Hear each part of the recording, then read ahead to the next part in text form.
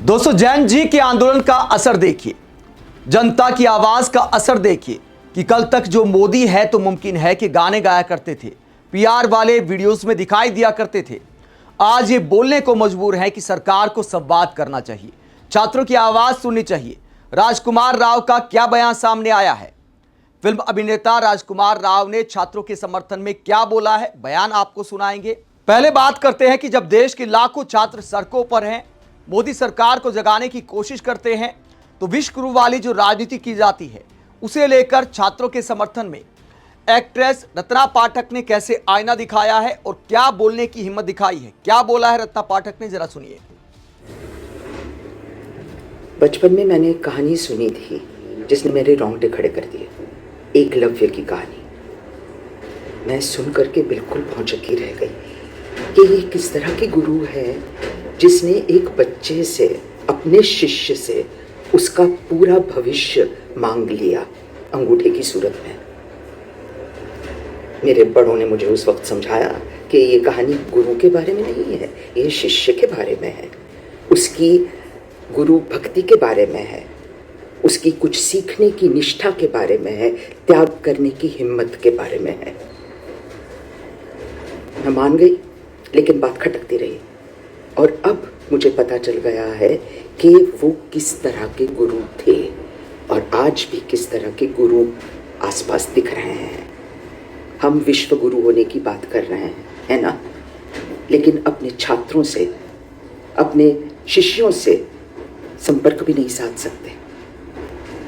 कमाल है, कैसे गुरु हैं।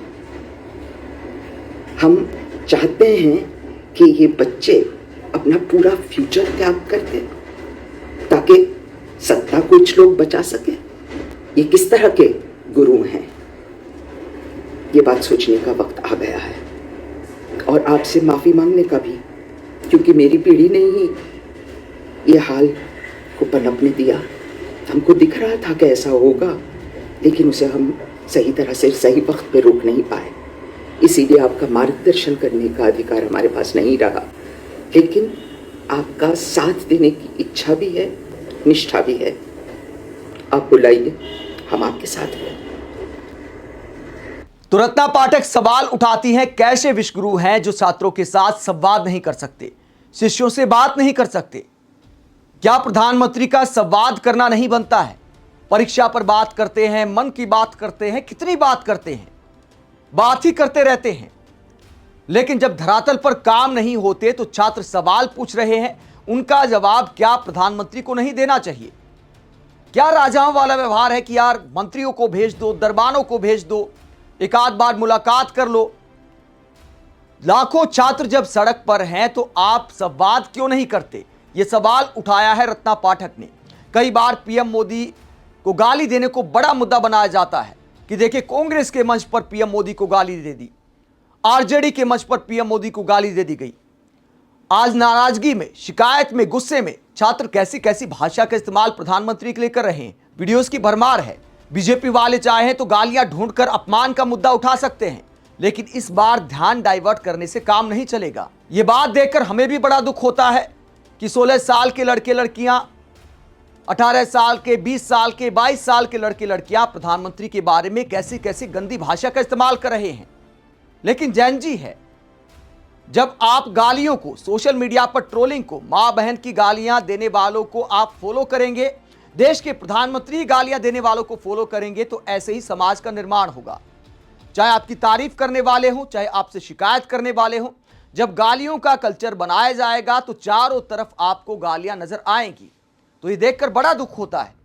किसी भी नेता के बारे में, विपक्षी नेता के बारे में, सरकार से सवाल करने वाले के बारे में, सरकार के मंत्री के बारे में, प्रधानमंत्री के बारे में, किसी के लिए भी गालियों का इस्तेमाल नहीं होना चाहिए। तो एक समाज के तौर पर, देश के तौर पर हमें सोचने की जरूरत है। लेकिन गालियां ढूंढने की बजाय, प्रधानमंत्री का मान सम्मान, अपमान ढूंढने की बजाय समाधान ढूंढना चाहिए कि छात्रों में गुस्सा क्यों है, उसकी मूल जड़ क्या है। अगर 1 लाख छात्र प्रोटेस्ट कर रहे हैं, आप काट छाट कर वीडियो अनेकों फैला सकते हैं कि देखिए भैया, इन छात्रों ने हिंसा कर दी, ये छात्र हैं या नक्सली हैं, इस तरह के आरोप भी लगाए जा सकते हैं बड़े आराम से। ये खेल बहुत पुराना हो गया है, आसान हो गया है। लेकिन ज्यादातर छात्र जो आंदोलन की आत्मा है वो क्या कहती है, आत्मा सच्ची है या फिर आप एकाध वीडियो के आधार पर कुछ भी नैरेटिव फैला सकते हैं। इस बार नैरेटिव फैलाने से भी काम नहीं चल रहा है, क्योंकि अपने भी सुनाने लगे हैं। जो राजकुमार राव उन गानों में दिखाई देते थे, पीआर में दिखाई देते थे कि मोदी है तो मुमकिन है, वो भी सरकार को सुना रहे हैं। छात्रों के समर्थन में उन्होंने क्या आवाज उठाई है, इंस्टाग्राम पर एक स्टोरी लगाई राजकुमार राव ने, ये आप देख सकते हैं। राजकुमार राव ने स्टोरी लगाई है छात्रों के समर्थन में, और इसमें क्या लिखा है इसका अनुवाद मैं आपको बता देता हूं। क्या बोला है राजकुमार राव ने, उन्होंने कहा कि जब युवाओं को लगता है कि उनकी आवाज नहीं सुनी जा रही, तो ये पूरे समाज के लिए एक संदेश है कि अब सुनने का समय है। हर व्यक्ति के आवाज को सम्मान, निष्पक्षता और गरिमा के साथ सुना जाना चाहिए। साथ ही शांति हमारी सबसे बड़ी ताकत बनी रहनी चाहिए। किसी भी पक्ष की हिंसा केवल घावों को और गहरा करती है तथा हमें सार्थक समाधान से और दूर ले जाती है। ये संवाद और संवेदनशीलता का समय है। तो पीएम मोदी को सुनना चाहिए कि मोदी है तो मुमकिन कहने वाले राजकुमार राव संवाद की याद दिला रहे हैं। संवाद और संवेदनशीलता, सरकार ने अब तक ये दोनों ही बातें नहीं दिखाई हैं, तो इन पर गौर करना चाहिए। आगे क्या कहते राजकुमार राव, वो कहते छात्रों को अपनी बात जिम्मेदारी के साथ रखने की आजादी मिलनी चाहिए। वहीं प्रशासन को भी सहानुभूति, खुलेपन और वास्तव में सुनने की इच्छा के साथ प्रतिक्रिया देनी चाहिए। वास्तविक और स्थायी बदलाव टकराव से नहीं बल्कि संवाद से आता है। आज पहले से कहीं अधिक इसकी आवश्यकता है। हम सभी की एक ही इच्छा है, हमारे देश का विकास, और उस विकास की सबसे मजबूत नींव है निष्पक्ष और समान शिक्षा। जय हिंद।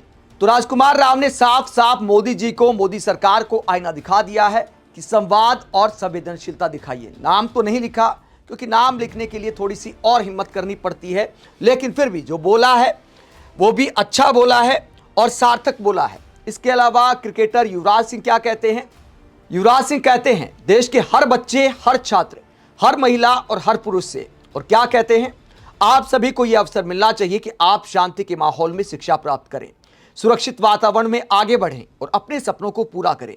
आपका स्वास्थ्य, सुरक्षा और खुशहाली ही एक बेहतर भारत की सबसे मजबूत नींव है। आइए हम सब मिलकर ऐसा समाज बनाएं जहां एक दूसरे के प्रति संवेदना हो, सभी के लिए समान अवसर हो और भविष्य के प्रति उम्मीद हो। संवाद के माध्यम से हम भारत के भविष्य की भलाई के लिए सौहार्दपूर्ण और स्वीकार्य समाधान खोज सकते हैं। तो युवराज सिंह भी संवाद की सलाह देते हैं और कहते हैं कि समाधान संवाद से ही निकलता है। यही बात मोदी सरकार को समझाई जा रही है कि ईगो को किनारे कीजिए, कि क्या है कुछ छात्र क्या ही मनवा लेंगे, मोदी सरकार में इस्तीफे नहीं होते। इस तरह के अहंकारपूर्ण बयान पूर्व में मोदी सरकार के मंत्रियों के आए हैं। इस बार मामला बड़ा हो गया है, इसीलिए बॉलीवुड, क्रिकेटर ये सब भी आवाज उठाने लगे हैं। जिन लोगों ने नहीं उठाई है, मार्केट को देखते हुए, युवाओं की नाराजगी को देखते हुए, जन जी के गुस्से को देखते हुए, वो भी भविष्य में बोलेंगे। जंतर मंतर के मंच पर अभिनेत्री हुमा कुरैशी भी पहुंची। आप देख सकते हैं कोकरोच जनता पार्टी ने वीडियो शेयर किया है। हुमा कुरैशी आती हैं जंतर मंतर पर और सपोर्ट करती हैं। तो जंतर मंतर पर अब बॉलीवुड कलाकार भी आने लगे हैं, जो इस बात को दिखाता है कि जो चुप है उन पर भी सवाल उठने लगे हैं। तो समर्थन का दायरा बढ़ता जा रहा है। कई लोग सोशल मीडिया पर लिखकर समर्थन कर रहे हैं, कई लोग जंतर मंतर पहुंचकर समर्थन कर रहे हैं और कई लोग संसाधनों से भी समर्थन कर रहे हैं। मीका सिंह की तरफ से क्या मदद की गई है, साइट पे लगातार लंगर सेवा चल रही है। एंड हम स्पेशली थैंक यू करना चाहते हैं मीका सिंह पाजी का, जिन्होंने बहुत सपोर्ट किया है और फाइनेंशियली भी एंड इमोशनली भी। हमें पूरी टीम को बहुत प्रोत्साहन मिला है कि वो हमारे साथ जुड़े हुए हैं, ऑनलाइन एंड कॉल पे भी जुड़े हुए हैं। उनका कॉल आता है, पूछते हैं कि सब स्टूडेंट सेफ है या नहीं। तो बहुत बहुत थैंक यू एंड ऐसे सेलिब्रिटीज को सैल्यूट है।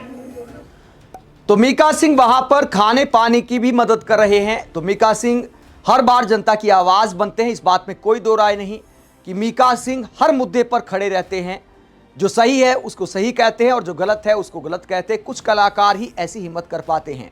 आप इस पूरे मसले को लेकर क्या सोचते हैं, कमेंट बॉक्स में अपनी राय जरूर दें। साथ ही चैनल को सब्सक्राइब भी करें। नमस्कार।